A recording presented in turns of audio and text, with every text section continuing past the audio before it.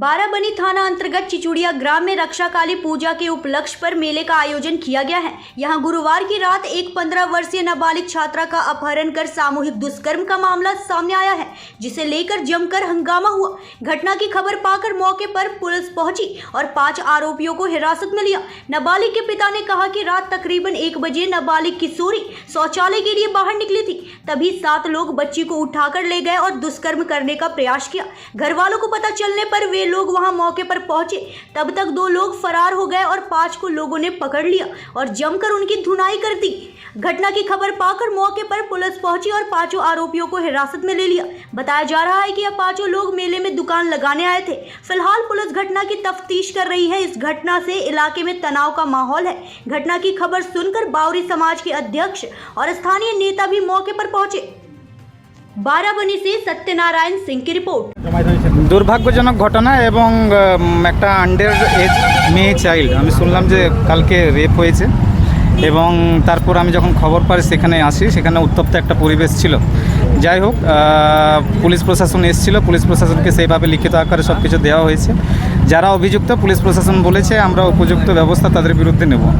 তবে আমার মনে হয় ওইখানে যদি ডিএম বা ম্যাজিস্ট্রেট যদি আসতো এবং সেভাবে যদি তদন্তটা আরও সিরিয়াসলি করতো তো আরও অনেক কিছু বেরিয়ে আসতো এবং একটা ক্ষতিপূরণের ব্যাপার থেকে যায়, সেই ক্ষতিপূরণটা আমরা ঠিকমতো করে আদায় করতে পারতাম।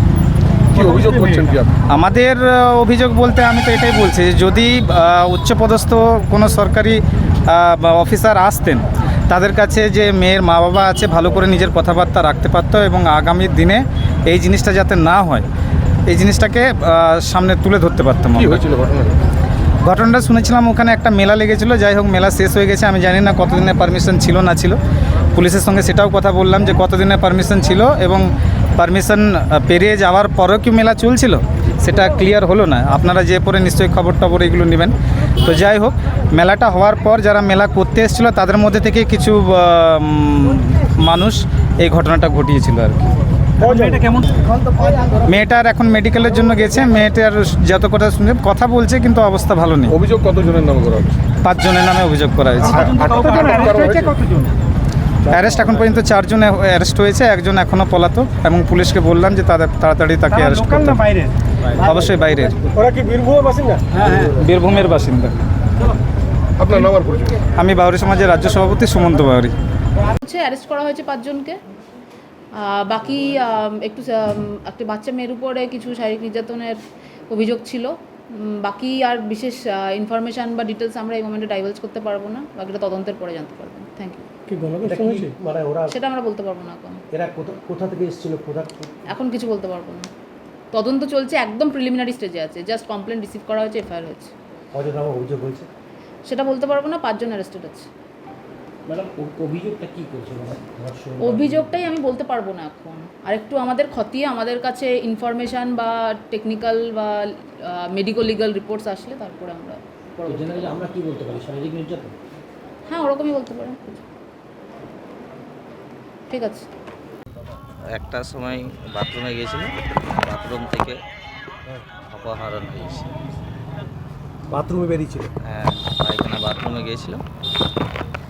ওই টাইমে ওরা তুলে নিয়ে গেছে। কজন ছিল ওরা? 7 জন ছিল। 5 জনকে ধরা হয়েছে, আরও 2 জন এখন বাকি আছে। মানে মেয়ে কি আপনাকে এসে বলেছেন? আপনারা মেয়েকে তদন্ত করে খোঁজা হয়েছে, তারপরে মেয়ে এসছে। মেয়েকে পাওয়ার পর তারপরে আমার মানে সন্দেহ হয়েছিল যে এই লোকগুলো হতে পারে, তার জন্য ওদের সঙ্গে হাতাহাতি হয়েছিল। তারপরে যখন ওদের ওপর মারদাঙ্গা হয় তারা 2 জন পালিয়ে যায় আর 5 জনকে আটক করে রাখা হয়েছিল। এরা কারা? এরা মেলা ফেলানোর লোক বেটে, বীরভূমের বেটে। এখন মেলা কমিটি তো কোনো দেয়নি।